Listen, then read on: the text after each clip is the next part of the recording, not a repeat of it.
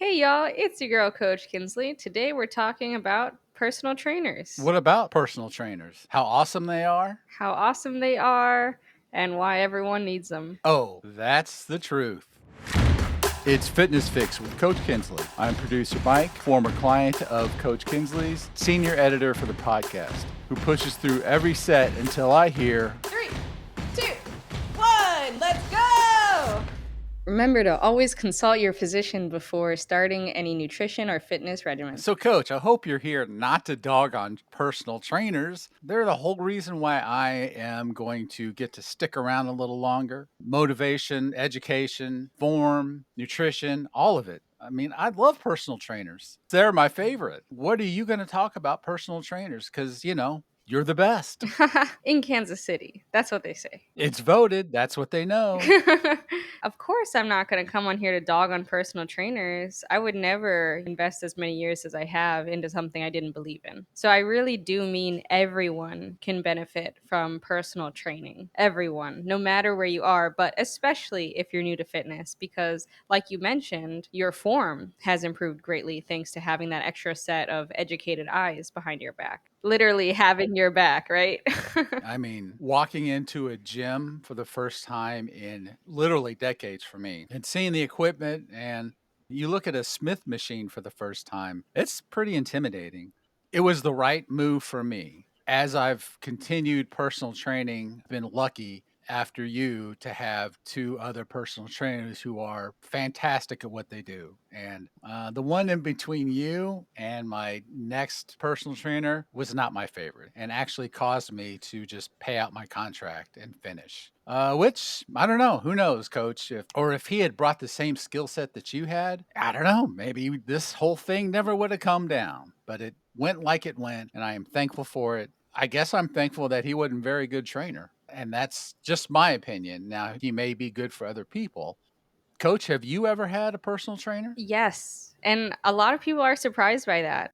There are so many benefits to personal trainers, like I said, for literally everyone. So, you saying like that was the right move for you, feel free to say it's the right move for everyone because it is. If you're intimidated by the weightlifting equipment, maybe if you're just always on the cardio looking for a change, or if you're like me and you have decision fatigue, you know what you're doing, but being able to sit down and really write a workout in depth for what I actually need, not just what I like doing, became really difficult when I was super busy. I was traveling, I was just rarely home, so I was always at these gyms that I wasn't familiar with. And for me, that's not a huge deal. Like, I walk into a gym and I feel at home, but to know where everything is and to write a routine around equipment isn't going to work when you're in that situation. It needs to be a routine that's around dumbbells because every gym should have dumbbells. When I lift and train by myself, I'm always going to lean towards the weightlifting because that's what I like. That's what I enjoy. And then I'll do like a 6 week push, specifically trying to grow a muscle group. But I was in a time in my life where I needed to drop some weight. And I was like, okay, I'm going to need some accountability here, right? So, accountability is another huge part on top of the decision fatigue. So, I had a trainer. We trained one time a week, but he had written me a 4 week workout. We met the first time, and I was very honest about where I was at, what I prefer to do versus what I need to do, my nutrition, and how I'm very advanced. Like, at that point in my life, I had been training for probably 12 hours a day, other people showing them how to weightlift and how to work out. And so I really needed a challenging workout. When I got it the first time, I was looking at it like this is feels a little cookie cutter. It feels like they looked in the back of the book, gave this to me even though I told them how advanced I am and how capable I am. The one thing that should have really tipped it off to me was the first meeting was not an in-depth assessment. And I think that's a really good way to be able to tell between an experienced trainer and a brand new one, or sometimes just a trainer that is going to put more care into your routine versus one that is just there for a paycheck, which unfortunately that does happen. but it happens in every single career. Like some people are just going to be there for the paycheck, and that first meeting, that initial assessment is going to give it away. Yeah, that was the difference between you and my new trainer at that old gym. I came in and he just had a set of exercises that seemed pretty standard, and he just told me what to do and I was doing them. Didn't check my form, didn't engage me on, what muscle groups I was working. All this stuff that you did, he didn't. And after 2 training sessions with that, I could have done it on my own, and it was just so disappointing. It unmotivated me to go again.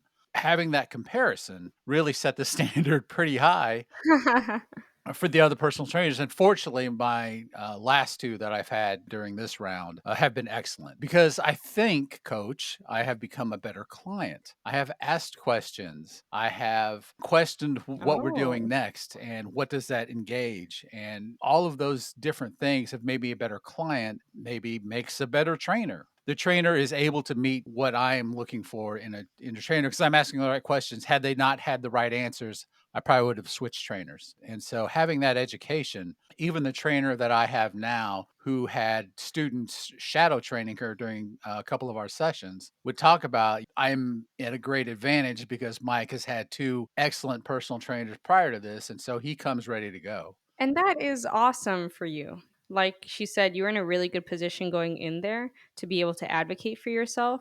With you asking the questions, that is the best way to advocate for yourself. Because, I mentioned with my trainer, I had told them where I was at and where I wanted to be, why I wasn't getting there, but I didn't ask questions. I just observed. And perhaps that's me being judgmental as a personal trainer. Advocating for yourself really does start with that initial conversation, letting them know exactly where you want to be. Also, asking the questions along the way. But for those who are brand new going in, they might not even know what questions to ask. Why is not offensive. Ask your trainer, why are we doing this movement? And if they don't have an answer, it might be a good sign that this is a cookie cutter workout, unfortunately. Why? The answer, it could be like you've mentioned, mobility, it could be strength, it could be imbalances. There are so many potential answers to the why. You knowing more about your routine is going to give you a more quality workout too, because it's not just about moving the weight from point A to point B. It's about what is moving the weight from point A to point B.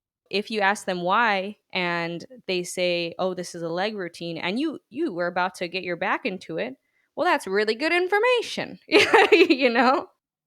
When you were working with the trainer that ended up being too cookie cutter, you set the standard. And I think by asking those questions, a good trainer will listen, will be intentional about listening and hearing you instead of just, okay, they're talking and I'm going to write this workout and that's just how it's going to be.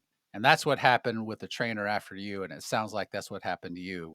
Right. It was very, very cookie cutter for sure. It wasn't personalized to me. And I want to go back to that fitness assessment that I was talking about. There are movements that you want everyone to be able to do: squat, a push up, and a pull up, ideally. These are movements that, if done correctly, it's going to be activating each of the three big muscle groups. It is good to work your client up to there, but it's really not beneficial to start there if you haven't assessed their joints, whether they have an impingement or if they have a lack of mobility or just an imbalance. And there are questions that should be asked in your assessment for them to get a better idea of your posture, because your posture is going to be different depending on your job. If you're at a desk all day, your shoulders are probably hunched forward for the majority of your day. But if you're standing all day, they're probably behind you for the majority of the day. I don't really think that there's a good posture or bad posture. It's going to be personal. Whatever posture you spend too much time in is a bad posture, because you need to have the ability for your spine to do both. The point is that these are the type of things that your trainer should assess in the first meeting. If they haven't asked you what you do for the majority of your day, they don't know where your posture is at. Very basic question. So, what do you do when you're not at the gym? If they don't ask you that, that's a red flag, in my opinion. Red flag. Interesting. Just kind of, oh, how you doing? Let's get to know you kind of question. But you're actually a good trainer is assessing the whole time. Right. A good trainer wants to make it casual because that's how someone is going to be more honest with. And I like to say, this is so bad. You can lie to your friends, you can lie to your kids, but do not lie to your personal trainer. Wow. But that's the truth. That's the truth. They're not going to be able to help you out if you keep that guard up. A lot of trainers will ask, what's good trainers, right? Do you have any injuries? And what is your past experience with fitness? These are two really good questions. But sometimes the client won't even tell you their past injury because, oh, it was in high school. Well, if that past injury wasn't addressed properly, then there's probably an imbalance here. And the trainer, if you don't tell them and they're good, they're going to see it in your squat, in your push up, and they're going to try to address it, but it's going to be a lot faster a process if you're just honest with them from the start. Trainer Alex assessed my mobility when I had mentioned that I'm doing a long distance run event. And so during the summer, we've worked a lot on mobility training, on hinge patterns, on knee patterns. Going back to this mobility training, it reminds me of when I trained with you. That was part of our routine. We also did resistance, we did both. Now, just working with mobility with Trainer Alex. And I like that you mentioned hinge pattern because this is another factor that's tied into your joint assessment, which this is how I do my assessments. I focus on the joints. If you are not hinging properly, if you're not hinging from your hips, then you're hinging somewhere in your spine. We're back to posture again. I like to call your spine your lifeline. So if you're putting too much strain in the wrong area or you're trying to be mobile from the wrong area, you're going to feel that in the long term. And so working on your hinge would be one of those ways to get your spine in a better place, is to make sure you're using your hips and not lumbar spine.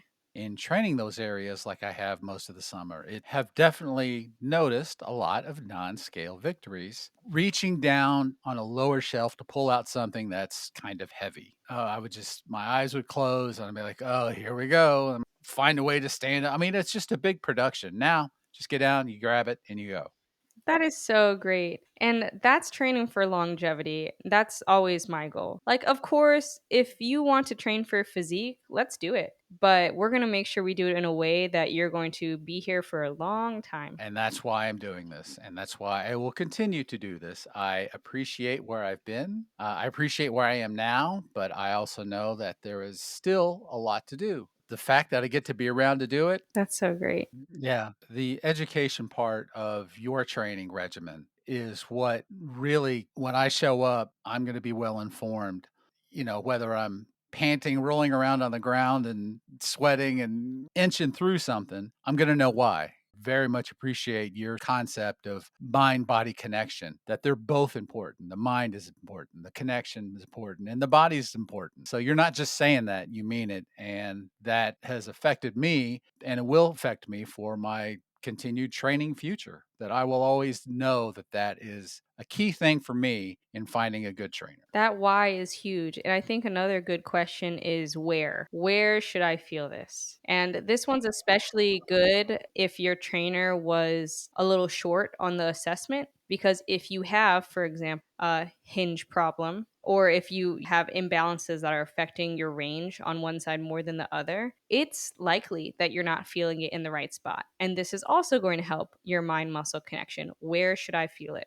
Yeah, and all of that you can't do without having a personal trainer watching you. Not only watching your form, but watching your face. Seeing, "Oh, is this going a little too easy? Why don't we add a little more? Yes. Oh, that looked a little too easy. Let's add a little more." That's my favorite, and one of my favorites too is, like, we're doing, let's say, like, deadlifts, right?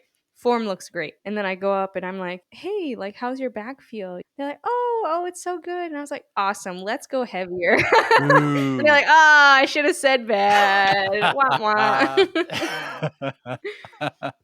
Yeah, personal training should be challenging because you got to keep in mind, if you want to go somewhere you've never been, you have to do something you've never done. So it's not always going to be fun. Knowing why you're doing something is a good way to keep on doing it. And knowing where you're going to feel it is a good way to keep on doing it properly. When you get to be my level of experience, I will say, in the years category, the non-scale victories, you don't notice until you notice. And then you look back and think of all the work you put in and all the soreness and all the sweat and all the work. And then you realize, oh, that makes that easier that used to not be. That's how I feel it. I'm not looking in the mirror looking at my bicep. That's what I get to carry with me every day, every single day. I would love for the majority of people to look at non-scale victories because we really are training for quality of life. That's why it's a chore. Like motivation, forget about it. You don't need motivation, you need discipline. I really want all of our listeners to know that if you are training for physique, that is okay too. You can do both these things at the same time. And there are a ton of personal trainers out there that can do that for you. Just staying on the line of advocating for yourself, I wasn't seeing results. And I kind of saw this coming because, like I said, it seemed very cookie cutter. And it's one of those things where I feel like they just didn't hear me. Like I said, I needed to lose weight. My weight stayed the same, but my muscles were refined, right? So they put me on a plan that made me gain muscle, which, yippee for me, muscle is great.